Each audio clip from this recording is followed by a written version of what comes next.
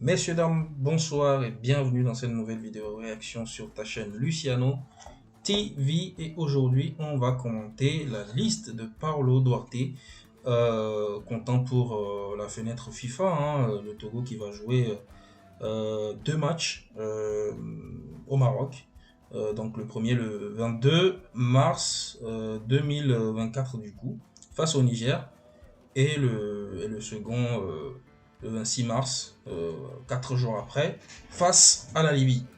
Deux équipes qui ne se sont pas qualifiées pour la dernière Coupe d'Afrique des Nations euh, en Côte d'Ivoire. Et donc voilà. La liste de Paulo Duarte, je pense qu'on va déjà la regarder un peu de plus près et puis après on va essayer je vais essayer de donner mon avis par rapport à cette liste.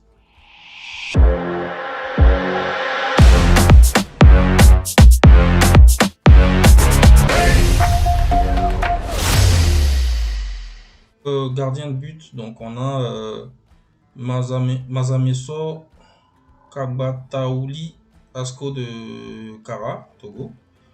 Steven Mason qui a fait deux très gros matchs, deux très bons matchs avec le Togo, comptant pour les éliminatoires de la Coupe du Monde. Donc ouais, très très intéressant ce gardien. La Coupe du Monde du coup 2026 à venir. Et donc qui évolue à Hambourg en Allemagne. Au niveau des défenseurs, bon, il y a quand même deux gardiens de but. Euh, c'est très léger, c'est très très très très léger. Euh, J'ai noté ça tout de suite. Deux gardiens de but quand même. Si un se pète, le second rentre et après s'il prend un carton, c'est quand même très léger. Défenseur, Loïc Basile, Basile, ouais. Loïc Basile, Dunkerque, France. Kevin Bauman, qui joue à Rodez en France. Takonam Jane, Retafe, Espagne. Sadik Fofana, qui joue aux Pays-Bas. Benjamin Olete, Asco de Kara, Togo. Khaled Nare, bon, qui joue du côté de l'Arabie Saoudite à Khaled. Donc voilà. Ayayi Zonor, Gomido FC Togo.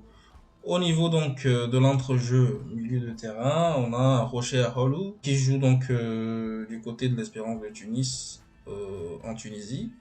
Karim Derman, donc du coup Lomel SK Belgique, très très bon milieu de terrain, très polyvalent, très complet, capable d'alterner jeu long, jeu court, de toutes les façons, moi je l'aime beaucoup ce joueur. Alexis Romao, le vétéran qui est toujours là, qui évolue du côté de la Grèce. Euh, et donc, Denkeni Rafid Salifou, qui joue du côté de la Juventus Nest Gind. Je sais pas comment les Italiens prononcent ça, mais bon. En Italie. Marouf Chakai, qui évolue du côté de la Tanzanie. Et puis au niveau de l'attaque, on a Evra Agbonyo, qui évolue du côté de l'Algérie. Yao Anor, National Bank, Égypte. Kodjo Aziangbe, qui évolue du côté de l'Ukraine. Une pensée à nos amis ukrainiens. Voilà. Kevin Danke, Kevin Danke, qui évolue du côté de la Belgique au cercle Bruges, qui fait une saison tonitruante du côté de la Belgique. Très très très très très très très fort en attaque. Il enfile but sur but. Il en est déjà à 22 buts, je pense. Donc ça ne m'étonnerait pas qu'il finisse meilleur buteur du championnat et meilleur joueur togolais sans doute de l'année. Euh, et puis David Enen, très intéressant aussi sur le côté. Euh, ouais, je le trouve très intéressant. Aussi par ses replis défensifs, sa capacité à se projeter très vite vers l'avant. C'est un très bon joueur. Il évolue du côté du Kazakhstan quand même. C'est pas un championnat de premier plan quand même, faut le dire aussi. Thibaut Klitsché, bon voilà, qui est là, qui évolue du côté de Luzerne Suisse, en Suisse. Et Matabalou Ouattara, donc lui c'est un local, Asko Kara, donc Togo. Euh, Mansour Oro Tagba, Munich 1860 Allemagne. Et puis Plaka Fessou qui évolue du côté de la deuxième division sud-coréenne.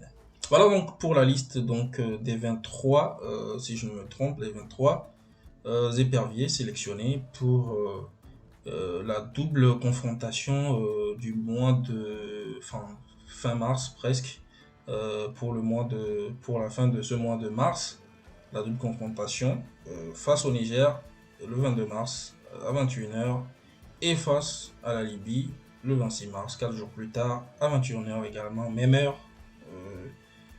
Voilà. Bon, qu'est-ce que je pense de cette liste? Je pense que c'est bon, au niveau des gardiens, c'est quand même assez léger, je l'ai déjà dit. Défense, ça va, c'est plutôt correct. Je remarque aussi qu'on a fait cette fois-ci confiance à beaucoup de joueurs, enfin, qu'on a décidé de faire confiance aux joueurs locaux. Et ça, c'est très, très, très, très important. Mettre en valeur le championnat aussi. Et puis ça sera une aubaine pour eux hein, pour montrer aussi leur capacité. Peut-être réussiront-ils eux à mouiller le maillot comme il faut. Je demande à voir. Sinon voilà, on remarque une forte présence hein, des joueurs locaux dans cette liste-là. Et puis au milieu de terrain, voilà, c'est plutôt correct aussi. Bon, je pense que il n'y a pas assez de milieux, mine de rien. 1, 2, 3, 4, 5 milieux de terrain. Alors ça, après ça dépend de l'animation, de la composition d'équipe du Didier et de la composition d'équipe de Paulo Duarte. Je sais pas comment il va jouer. Peut-être à 5 dans un 5-3-3 peut-être, prendre 5 milieux de terrain, ça me paraît bon. Je ne dirais pas logique, mais compréhensible, je dirais. Voilà. De prendre 5 défenseurs, ça dépend. Tu veux jouer dans un système où tu n'utilises pas beaucoup de milieux de terrain et que tu prends plutôt, tu utilises beaucoup plus des pistons et puis deux trois milieux de terrain. Bon, ça peut se comprendre que tu aies pris 5 milieux de terrain. Sinon, pour moi, c'est assez court aussi.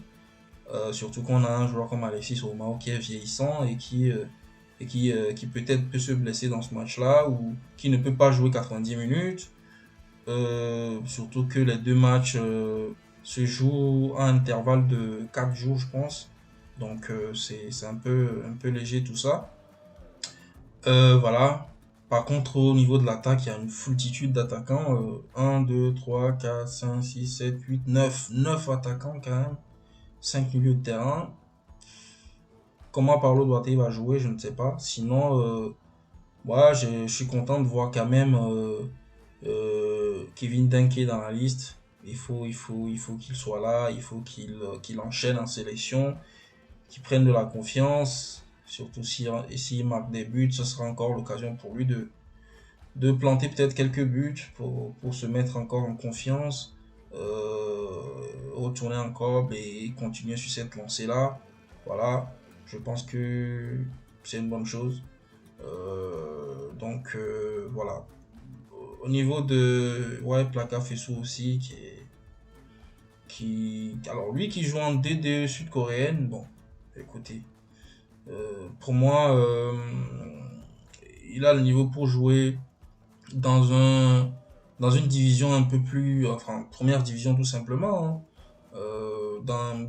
Je sais pas, en France ou je ne sais pas moi, ne serait-ce qu'aux Pays-Bas, première division, et bon, voilà. C'est le problème de cette équipe togolaise, on a pas mal de joueurs qui sont dans des championnats un peu de second plan, voire presque amateurs.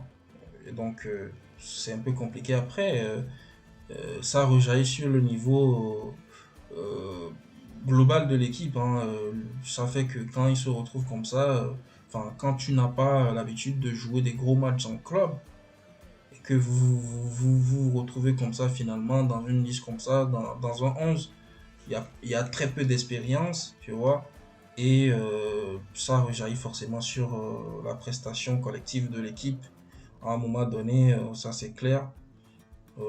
Donc voilà, donc il faudrait que peut-être à l'avenir nos joueurs se battent. En tout cas, ça passe aussi par une qualification pour la Coupe d'Afrique des Nations. C'est là qu'ils auront la chance de jouer face à des recruteurs, de jouer et de se faire opérer. Et donc voilà. Sinon, il faudra travailler à l'avenir pour que nos joueurs aussi puissent se vendre mieux et puissent jouer dans les gros clubs européens comme ça.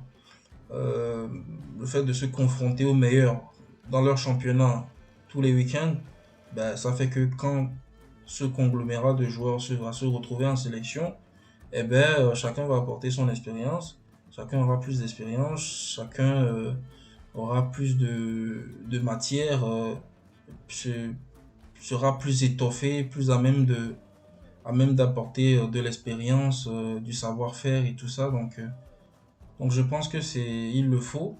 Il faut que l'on travaille à placer au moins 10 joueurs, enfin, au moins 9 à 10 joueurs comme ça dans les top clubs européens.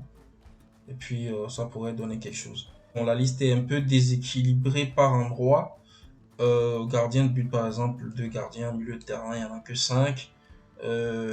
Voilà, défense ça va, on va en mettre 4 quand même. C'est une zone du terrain qui occupe pas mal d'éléments, donc voilà, peut-être ou 3 si on veut jouer en défense à 5 avec deux pistons. Ouais, ça peut aller jusqu'à voilà, jusqu'à 5 dans cette zone là. Et puis milieu de terrain, 5 milieux de terrain, je trouve ça assez léger quand même aussi. En attaque quand même, il y a peut-être que Paulo Duarte veut avoir un jeu résolument tourné vers l'avant, vers l'offensif et tout ça. Donc, ben, on va essayer de voir parce que peu importe la convocation des joueurs, euh, peu importe la liste, enfin,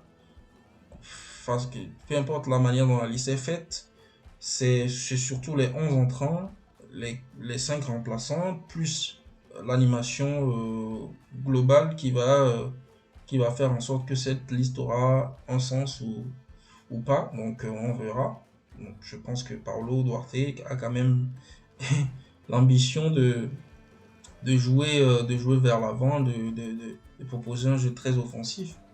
Sinon, voilà, il y a quand même 9 attaquants. Donc voilà. On aura le temps de voir tout ça, de voir les éperviers, le pied à l'étrier. Déjà le 22 mars face au Niger et puis après le 26 face à la Libye. Et peut-être je reviendrai sur ces deux matchs-là. Voilà, continuez à vous abonner à la chaîne Luciano TV. Et puis moi je vous dis à la prochaine pour une nouvelle vidéo. À très bientôt.